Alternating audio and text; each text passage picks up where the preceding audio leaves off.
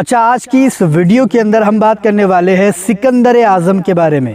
Alexander the great بہت ہی بڑا فاتح، اتنا بڑا فاتح کہ 22 سال کی عمر میں اس نے پوری دنیا کو فتح کر لیا۔ اتنا بڑا فاتح کہ جہاں پر بھی اس کی نظر پڑتی وہ علاقہ فتح ہو جاتا۔ 22 سال کا تھا، یہ یونان کے اندر رہا کرتا تھا۔ 22 سال کا جب ہوا تو اس کے باپ کا انتقال ہو گیا، اس کا باپ مر گیا، اور وراثت میں اس کو جتنی اس کی حکومت تھی وہ ساری کی ساری اس کو مل گئی، سکندر کو، ٹھیک ہے۔ لیکن اس نے حکومت نہیں لی، اس نے حکومت کو اپنے ماں کے حوالے کیا، اور اس نے ایک فوج لی، ایک فوج بنائی اور فوج لے کر کے نکل پڑا کہ پوری دنیا کو فتح کروں گا، بہت سارے علاقے فتح کروں گا۔ اب اس کا رول یہ بن گیا کہ جس گاؤں پہ، جس شہر پہ، جس گلی پر اس کی نظر پڑتی وہ فتح ہو جاتا، وہ اس کا ہو جاتا۔ مال، دولت، شہرت، عیش و عشرت، بہت ساری چیزیں اس کے پاس موجود تھی۔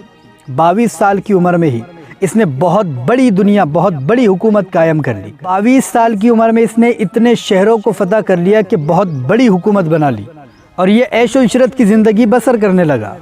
اب اس کی عمر ہو گئی 32 سال، 32 ایئرس۔ 32 سال کا جب یہ ہوا تو اس پر نہ ایک بیماری آ گئی، ایک بیماری اس پر اللہ تبارک و تعالی نے ڈال دی۔ اب اس کے علاجوں کے لیے بہت سارے حکیم آئے، بہت سارے حکیم اور طبیب کو بلایا گیا۔ دنیا کے بڑے بڑے حکیم اس کے علاج میں لگے ہوئے ہیں، لیکن علاج کوئی نہیں کر پا رہا ہے۔ یہ سوچنے لگا کہ اتنا بڑا فاتح میں کہ جہاں پر بھی میری نظر پڑتی وہ علاقہ فتح کر دیتا، لیکن آج دیکھو بستر پر میں پڑا ہوا ہوں اور حکیم میرے پاس ہے، میرا علاج کر نہیں پا رہے۔ اب دنیا کے بڑے بڑے حکیم اس کا علاج کر رہے ہیں، لیکن اس کا علاج ہو نہیں پا رہا ہے۔ اس کی جو بیماری تھی وہ بڑھتے جا رہی ہے۔ چند دنوں کے بعد میں اس کی بیماری اور بھی زیادہ بڑھ گئی، تو اس نے سوچا کہ اب میں موت کے قریب جا رہا ہوں، اب میرا مرنے کا وقت قریب آ رہا ہے۔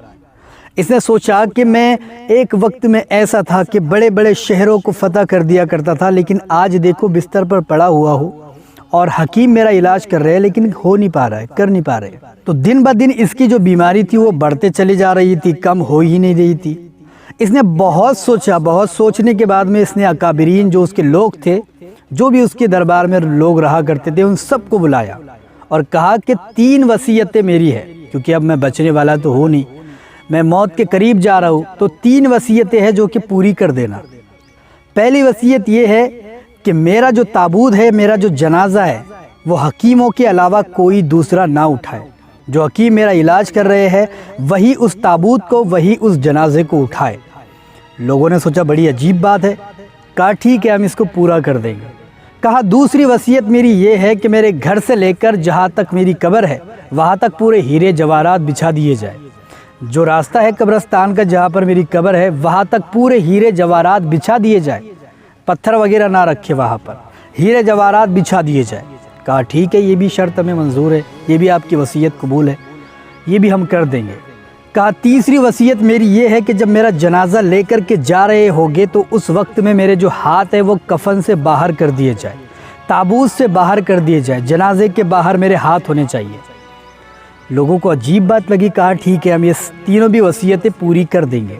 کسی نے ان کو پوچھا کہ یہ کیا ماجرا ہے، کیوں ایسا کر رہے ہو تم؟ تو اس نے بتایا کہ میں دنیا کو یہ بتانا چاہتا ہوں کہ میں اتنا بڑا بادشاہ ہوں لیکن موت سے ہار چکا ہوں، موت نے مجھ کو ہرا دیا۔ میں اتنا بڑا فاتح تھا، جس جگہ پر میری نظر جاتی وہ علاقہ میں فتح کر لیا کرتا تھا، لیکن آخرکار میں موت سے ہار چکا ہوں۔